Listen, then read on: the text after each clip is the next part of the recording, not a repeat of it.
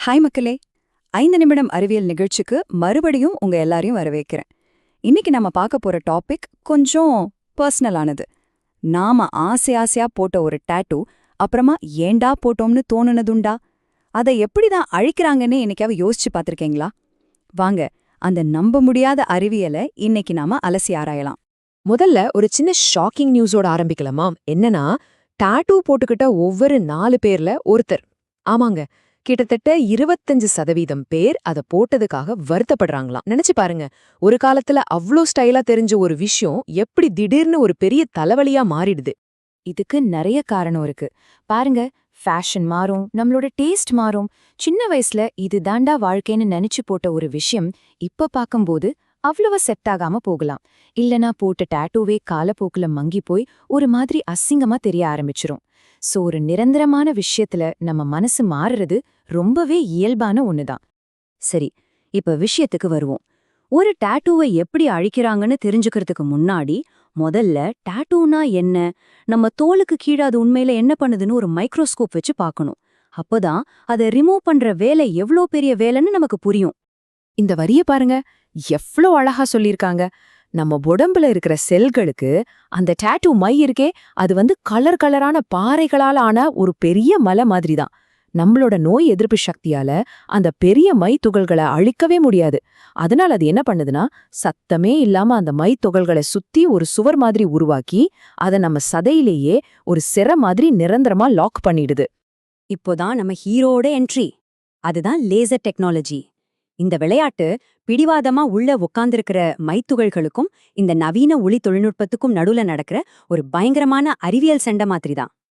ரொம்ப சிம்பிளா சொல்லணும்னா, லேசருங்கிறது ரொம்பவும் சக்தி வாய்ந்த ஒரு குறிப்பிட்ட இடத்துல மட்டும் பாயிற ஒரு ஒளி. நம்ம வீட்ல இருக்கிற வைஃபை சிக்னல் மாதிரியே இதுவும் ஒரு ஆற்றல் அலைதான். ஆனா இதோட அதிர்வெண், அதாவது ஃப்ரீக்வன்சி ரொம்ப ரொம்ப அதிகம். அதனால அதோட பவரும் பயங்கரமா இருக்கும். இதுல ஒரு சுவாரஸ்யமான விஷயம் என்னன்னா, ஒவ்வொரு கலர் மையும் ஒரு குறிப்பிட்ட கலர் லேசரை மட்டும்தான் ஏத்துக்கும். உதாரணத்துக்கு, சிவப்பு மைய அழிக்கணும்னா பச்சை கலர் லேசர் தேவை. ஆனா நம்ம கருப்பு மை இருக்கே, அது எல்லா கலர் ஒளியையும் தனக்குள்ள இழுத்துக்கும். அதனாலதான் கருப்பு டாட்டூ அழிக்கிறது மத்த கலர் டாட்டூக்களை விட கொஞ்சம் சுலபம். இந்த ப்ராசஸ் எவ்ளோ வேகமா, எவ்ளோ துல்லியமா நடக்குதுன்னு கொஞ்சம் கற்பனை பண்ணி பாருங்களேன். நம்ம தோலுக்கு எந்த பாதிப்பும் வரக்கூடாதுங்கிறதுக்காக அந்த லேசர் ஒரு செகண்ட பல லட்சம் கோடி பங்கா பிரிச்சு அதுல ஒரே ஒரு பங்கு நேரத்துக்கு மட்டும்தான் ஃபயர் பண்ணும். இது அடுத்து நடக்க போற ஒரு பெரிய சம்பவத்துக்கான சின்ன டீசர் தான். ஓகே, இப்ப கதைய கொஞ்சம் த்ரில்லரா மாத்தலாம்.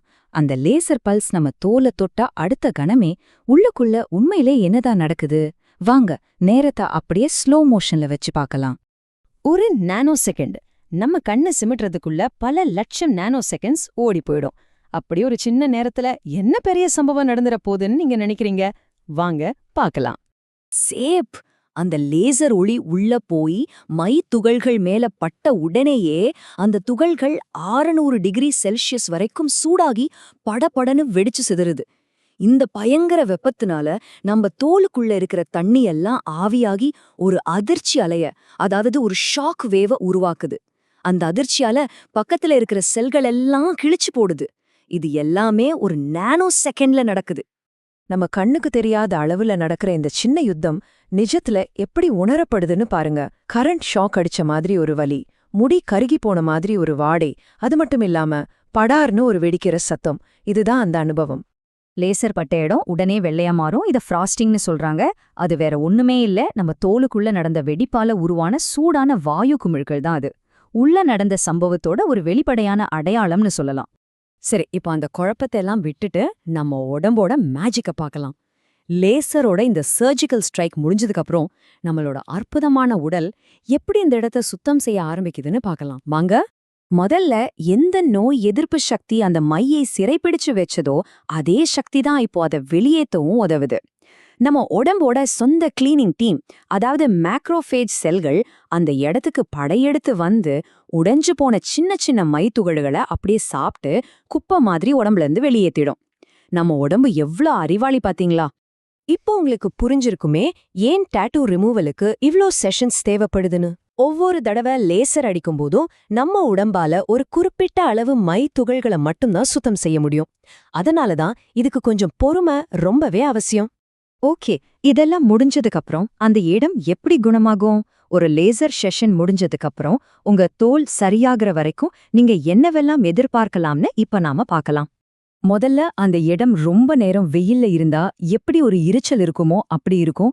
அதுக்கப்புறம் அரிக்க ஆரம்பிக்கும். ஆனா பயப்படாதீங்க, அரிப்பு எடுத்தா உங்க தோல் குணமாகுதுன்னு அர்த்தம்.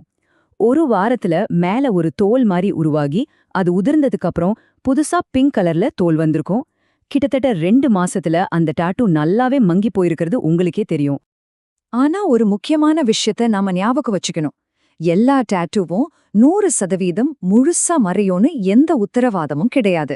இது உங்க டாட்டூவோட அளவு, அதுல என்ன கலர்ஸ் பயன்படுத்தியிருக்காங்க, மைய எவ்வளவு ஆழமா போட்டிருக்காங்க, அப்புறம் முக்கியமா உங்க உடம்போட நோய் எதிர்ப்பு சக்தி எப்படி வேலை செய்யுதுங்கிறத பொறுத்து மாறும். கடைசியா இந்த ஒரு கேள்வியோட இந்த பதிவை முடிக்கலாம். யோசிச்சு பாருங்க, நாம செஞ்ச ஒரு தப்ப சரி செய்ய நம்ம உடம்புக்குள்ளேயே ஆயிரக்கணக்கான மைக்ரோபாம் வெடிக்க வைக்கிறோம்னு நினைச்சா எவ்ளோ ஆச்சரியமா இருக்கேடியா. இந்த அறிவியல் விளக்கம் உங்களுக்கு பிடிச்சிருந்தா மறக்காம அந்த லைக் பட்டனை தட்டி விடுங்க, உங்க நண்பர்களோட ஷேர் பண்ணுங்க, கண்டிப்பா எங்க சேனலுக்கு சப்ஸ்கிரைப் பண்ணுங்க. உங்க டாட்டூ கதைகளை கீழே கமெண்ட்ல சொல்லுங்க, படிக்கிறதுக்கு நான் ரொம்ப ஆவலா இருக்கேன். நாளைக்கு இதே நேரத்துல சந்திக்கலாம். அது வரைக்கும் பாய்.